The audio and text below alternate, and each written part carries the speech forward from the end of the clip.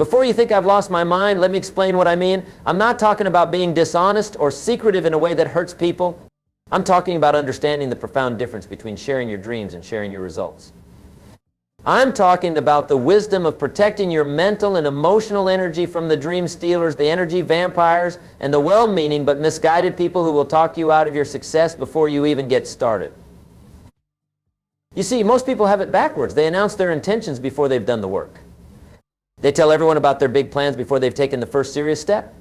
They seek approval and validation from people who haven't achieved what they want to achieve. And then they wonder why their enthusiasm dies, why their motivation disappears, and why they never seem to follow through on their grand visions. Here's what I've learned in my years of studying success and human behavior. The moment you tell someone what you're going to do, you give away some of your power. You dilute your energy. You open yourself up to opinions, doubts, and negativity that can derail your progress before you've even begun. Every person you tell becomes a judge of your decision, and most of them aren't qualified to sit on that jury. Think about it this way. When you have a powerful idea, when you feel that surge of excitement about a new direction in your life, that energy is pure potential. It's like holding a flame in your hands. Every time you tell someone about your plans, you're exposing that flame to the wind. Some people will blow gently and barely affect it. Others will blow so hard they'll extinguish it completely. But here's the thing, you don't know which kind of wind each person will bring until it's too late. The unsuccessful person says, I'm going to start a business. The successful person starts the business.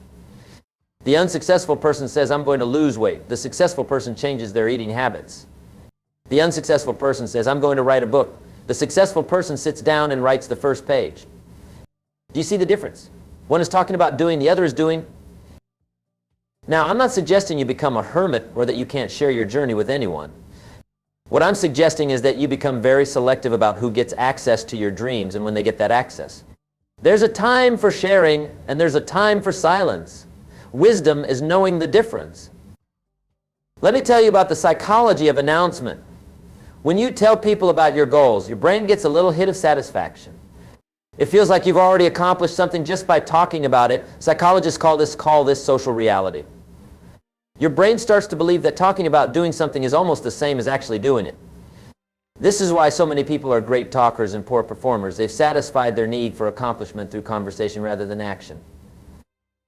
But here's where it gets even more interesting. When you keep your plans to yourself, when you work in silence, something magical happens. All that energy that would have been dissipated through conversation gets channeled into action. All that mental and emotional power that would have been scattered to the wind gets concentrated into focused effort. You become like a laser instead of a light bulb, concentrated, powerful, and effective. The people who achieve extraordinary things understand this principle instinctively. They know that loose lips don't just sink ships, they sink dreams. They understand that the time to talk about what you've done is after you've done it, not before. They know that results speak louder than intentions, and they let their results do the talking. Think about the most successful people you know. Really think about them. How often do they announce their next big move before they make it? How often do they seek approval for their decisions from people who haven't achieved what they want to achieve? Not very often, I'll bet. They understand that success is an inside job, and they don't need external validation to move forward with their plans. Now, let's talk about the dream stealers. These are the people who consciously or unconsciously will try to talk you out of your success. They come in many forms. Sometimes they're family members who say they're just trying to protect you. Sometimes they're friends who don't want to see you change because it makes them uncomfortable with their own lack of progress. Sometimes they're colleagues who feel threatened by your ambition. And sometimes they're complete strangers who feel entitled to give you their opinion about your life. The dream stealers have a whole arsenal of weapons they use to derail your progress. They'll tell you it's been done before. They'll tell you you're not qualified. They'll tell you the market is too competitive. They'll tell you you're too old, too young, too inexperienced, too this or too this. They'll remind you of every person who tried and failed. They'll fill your head with statistics about failure rates and horror stories about people who lost everything. And here's the insidious part. Most of them mean well. They think they're being helpful. They think they're being realistic. They think they're saving you from disappointment or failure. But what they're really doing is projecting their own fears, limitations, and lack of vision onto your life. They're giving you their reality instead of encouraging you to create your own. This is why silence is so powerful. When you don't announce your plans, you don't give the dream stealers anything to work with. You protect yourself from their negativity, their doubts, and their limitations. You keep your energy intact and your vision clear. You maintain the purity of your intention and the strength of your conviction. But there's another reason why keeping quiet about your plans is so important, and this one might surprise you. When you tell people what you're going to do, you're making a public commitment. Now, you might think that's a good thing, that public commitment will hold you accountable and force you to follow through. But here's what really happens. Public commitment creates pressure, and pressure creates stress, and stress kills creativity and enthusiasm. When you've told everyone about your big plan, you start to feel like you have to succeed not just for yourself, but for all the people who are watching and waiting to see if you'll follow through.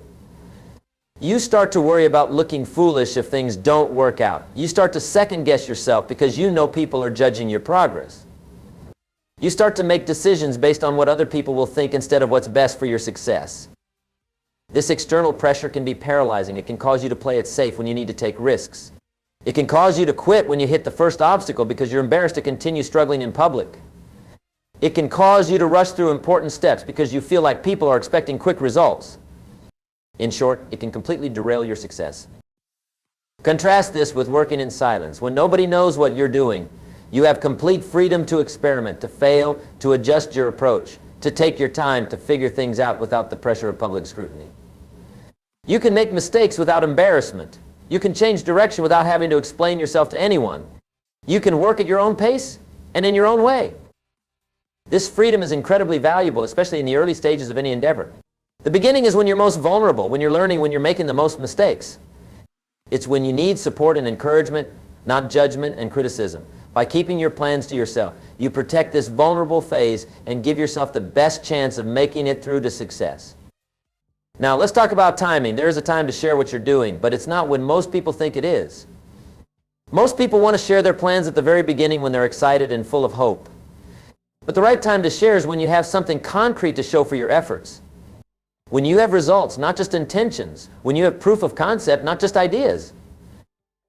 Here's a good rule of thumb. Don't tell people what you're going to do. Tell them what you've done. Don't announce your launch date. Celebrate your first sale. Don't talk about your business plan. Talk about your first customer. Don't discuss your weight loss goals. Show up looking and feeling better. Don't mention your book idea. Show them the finished manuscript. This approach serves you in multiple ways. First, it protects you during the vulnerable planning and early implementation phases. Second, it ensures that when you do share, you're sharing from a position of strength rather than hope. Third, it makes your sharing more impactful because you have concrete evidence to support your words. And fourth, it builds your credibility because you become known as someone who does what they say they're going to do, even if they don't say it until after they've done it. There's also something to be said for the power of mystery. When people don't know exactly what you're up to, when they see you working diligently but quietly, when they notice changes in your life but you're not advertising the cause, you create curiosity and respect. People start to see you as someone who's serious about their success, someone who doesn't need constant validation or attention, someone who gets things done. This kind of reputation is incredibly valuable. It attracts the right kind of people into your life, people who respect focused action and who want to be around successful, driven individuals. It repels the wrong kind of people, those who feed on drama, gossip, and other people's business. It positions you as a leader rather than a follower, as someone who creates rather than just consumes. Let me share with you a concept I call productive paranoia. This is the healthy suspicion that not everyone wants to see you succeed. Now, I'm not talking about becoming cynical or distrustful of everyone. I'm talking about being realistic about human nature and protecting yourself accordingly. The truth is, your success makes some people uncomfortable. It challenges their excuses. It highlights their lack of action. It forces them to confront their own limitations and choices. Some people will celebrate your success, but others will resent it. Some will be inspired by your progress, but others will be threatened by it. You can't control how people react to your success, but you can control how much access they have to your journey while it's happening. Productive paranoia means being selective about who you trust with your dreams. It means recognizing that not everyone who acts like they're on your team actually wants you to win. It means understanding that some people will use the information you share against you, either consciously or unconsciously. It means protecting your energy and your plans until you're strong enough to withstand the negativity and criticism that success inevitably attracts. This doesn't make you a bad person. This makes you a smart person. This makes you someone who understands that success is a responsibility. And part of that responsibility is protecting the conditions that make success possible. Now, let's address the loneliness factor. Some of you might be thinking, but Jim, if I don't tell anyone what I'm doing, won't I be lonely? Won't I feel isolated? Don't I need support and encouragement from others? These are valid concerns, and here's how I suggest you handle them. First, understand the difference between sharing your process and sharing your plans. You can talk about the work you're doing without revealing your ultimate goal. You can discuss the skills you're developing without announcing your intended outcome.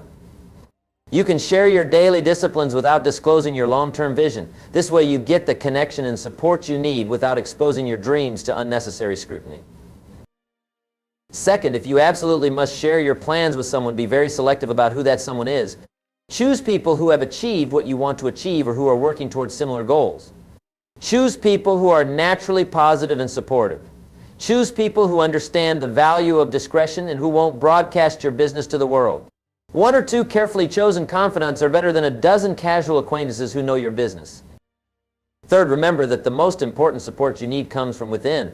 External encouragement is nice, but internal conviction is essential. If your motivation depends on other people's approval and enthusiasm, you're building your success on a very shaky foundation. Learn to be your own biggest supporter. Learn to find satisfaction in the work itself, not just in other people's praise for the work. The people who achieve the most in life are often the ones who can work effectively in solitude. They don't need constant feedback and validation. They don't need other people to maintain their enthusiasm. They've developed the inner strength and self-discipline to keep moving forward even when nobody's watching, even when nobody cares, even when nobody believes in what they're doing. This self-reliance is not just helpful, it's essential. Because there will be times in your journey when you are alone. There will be times when nobody understands what you're trying to accomplish. There will be times when even your closest supporters lose faith in your vision. If you've learned to depend on yourself, these times won't derail you. If you haven't, they will. Let's talk about the competitive advantage that comes from working in silence. In today's world, everyone is broadcasting everything. People share their breakfast on social media and announce their gym workouts, document their every thought and feeling. In this environment of constant oversharing, the person who works quietly and purposefully has a significant advantage. While your competitors are busy telling everyone what they're going to do, you're actually doing it. While they're seeking likes and comments and validation, you're developing skills and building systems. While they're distracted by the noise of social media and public opinion, you're focused on the signal of real progress. While they're performing for an audience, you're actually performing. This gives you several competitive advantages. First, you're not telegraphing your moves to your competition. They can't copy your strategy because they don't know what it is. They can't block your path because they don't know where you're going. They can't prepare countermeasures because they don't know what measures you're taking. Second, you're not bound by public expectations. You can pivot when necessary without having to explain yourself. You can take longer than expected without disappointing anyone. You can change your approach without looking inconsistent. This flexibility is incredibly valuable in a world that changes rapidly and unpredictably. Third, you're not wasting time and energy on activities that don't directly contribute to your success. You're not spending hours crafting social media posts about your journey. You're not getting into debates about your methods or your goals.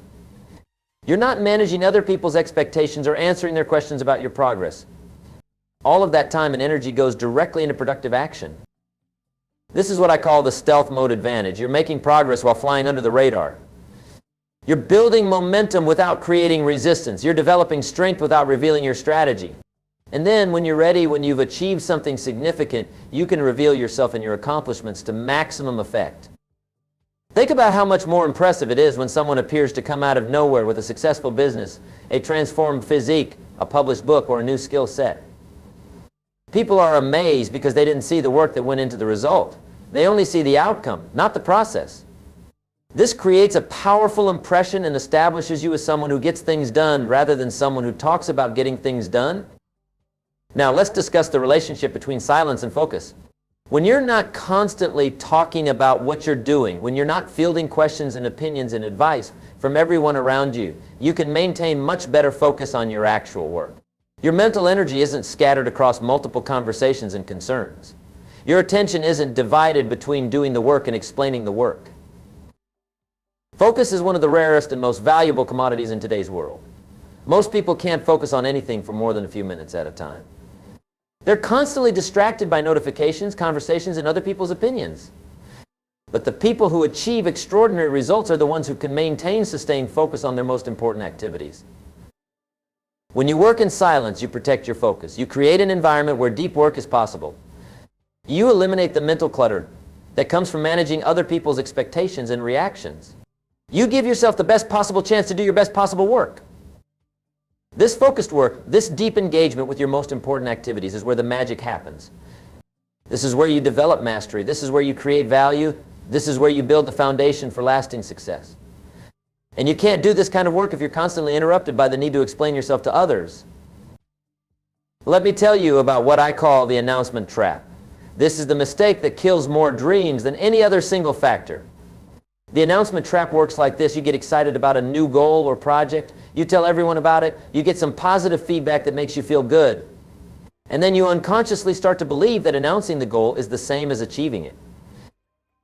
Your brain gets a little hit of satisfaction from the announcement. People congratulate you on your decision. They tell you it's a great idea. They express confidence in your ability to succeed. And all of this positive feedback triggers the same reward system in your brain that actually achieving the goal would trigger. So your motivation decreases because your brain thinks you've already gotten what you were looking for, recognition and validation. This is why so many people are great at starting things and terrible at finishing them. They get their emotional payoff from the announcement and instead of from the accomplishment. They satisfy their need for recognition through conversation instead of through results. They use up their motivational energy in talking instead of saving it for working. The solution is simple. Get your satisfaction from the work, not from talking about the work. Get your validation from progress, not from promises. Get your recognition from results, not from intentions. This shift in where you seek emotional reward will completely transform your ability to follow through on your commitments. When you stop announcing your plans, when you stop seeking validation for your ideas, when you stop looking for approval before you take action, something wonderful happens. You start to trust yourself more. You start to rely on your own judgment. You start to develop the inner confidence that comes from knowing you can commit to something and follow through regardless of what anyone else thinks. This self-reliance is the foundation of all real success, because ultimately your success depends on your ability to make good decisions and take consistent action, not on your ability to get other people to believe in your decisions and actions. Other people's belief is nice, but it's not necessary. Your belief is both nice and necessary.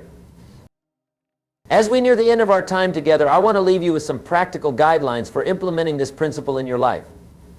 First, make a commitment to yourself that for the next 90 days, you will not announce any new goals, plans, or projects to anyone.